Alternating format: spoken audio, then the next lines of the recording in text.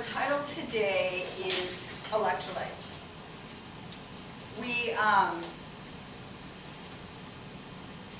watched a demo. You guys watched a demo today in class, and that was all about the different kinds of solutions that have the ability to conduct electricity. So today was our first day talking about how we categorize solutions, or how we describe the composition of a solution. A solution being something or many things that are dissolved in water. All right. So aqueous solutions, that's anything that is dissolved in water, aqueous. Aqueous solutions are categorized, and I believe I have spelled categorized incorrectly. Have I or not? Are categorized based on their ability to conduct electricity. Okay, this is one of the ways that we can categorize them. And so you don't have to take this on faith, because I showed you this. You bore witness to the fact that some liquids, some aqueous solutions have the ability to conduct electricity, and some don't. Okay, so why? Why is it that some do and some don't? All right, well, first of all, we had three categories in which we placed our different solutions. We had strong electrolytes, we had weak electrolytes, and we had non-electrolytes. So, what can we say about strong electrolytes? Well, we can say that they conduct electricity very efficiently. That the bulb shines brightly. And that is because the compound dissociates or ionizes completely in water. And actually on Monday we are going to go down to the molecular level and watch computer animation about what this looks like. Okay, so what do I mean that it ionizes or dissociates completely in water? Well, here we have some solid sodium chloride. Now this is pretty redundant, people. I put the water over this because it's not reacting with the water. Okay, it's dissolving in the water. It's being hydrolyzed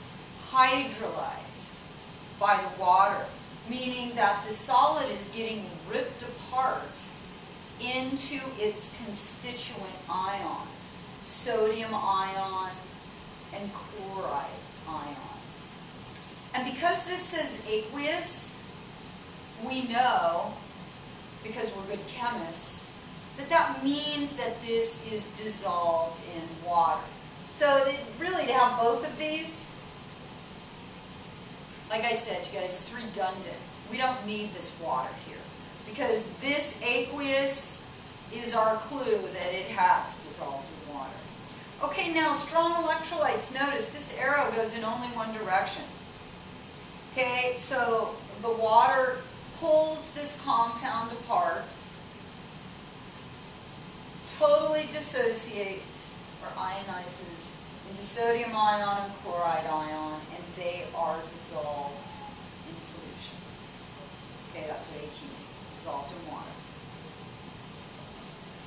Alright.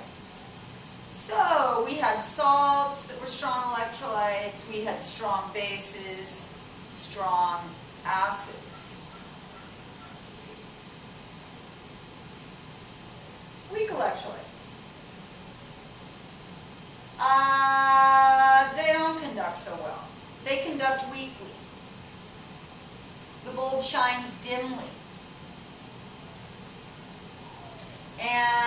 say that that compound ionizes or dissociates to a very small extent.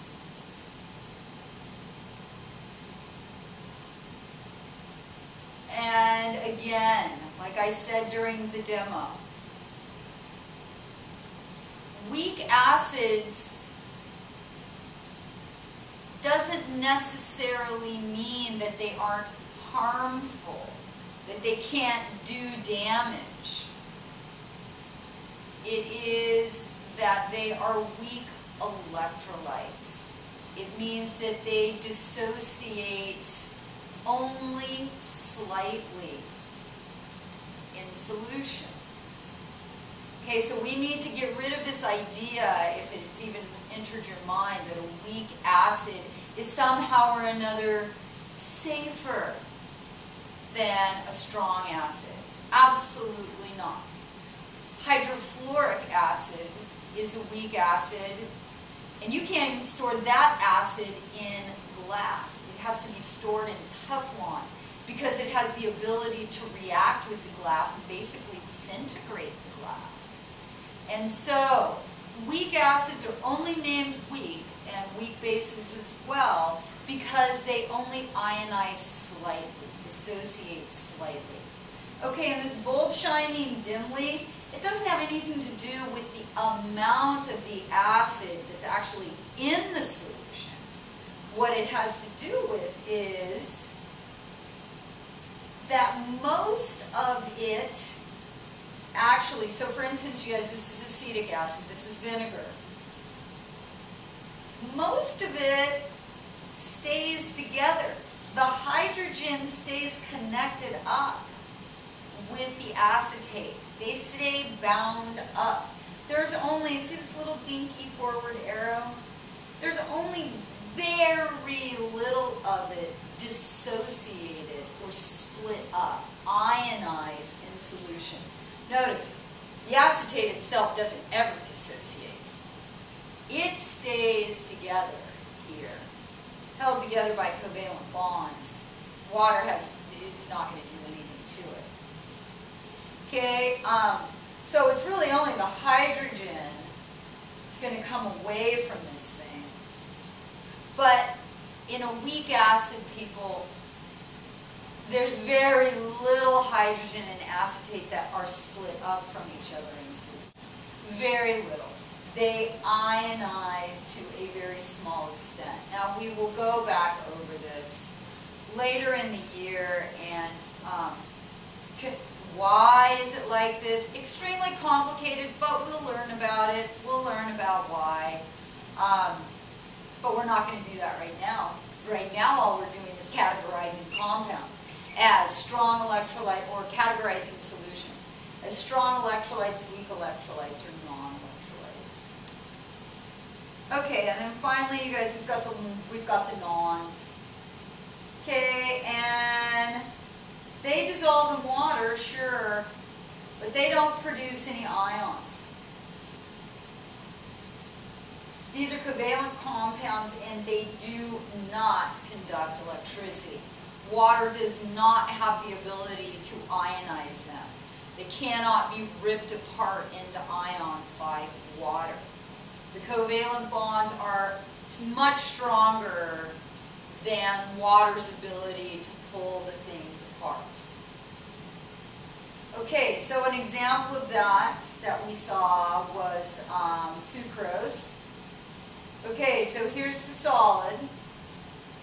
We're going to dissolve it in water. Yeah, we're going to make it aqueous.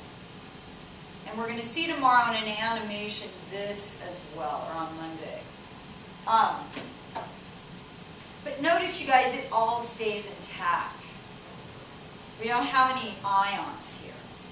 We have solid sucrose going to aqueous sucrose, but that's it. No ions formed, no dissociation occurring here. They don't conduct electricity. They're non-electrolytes.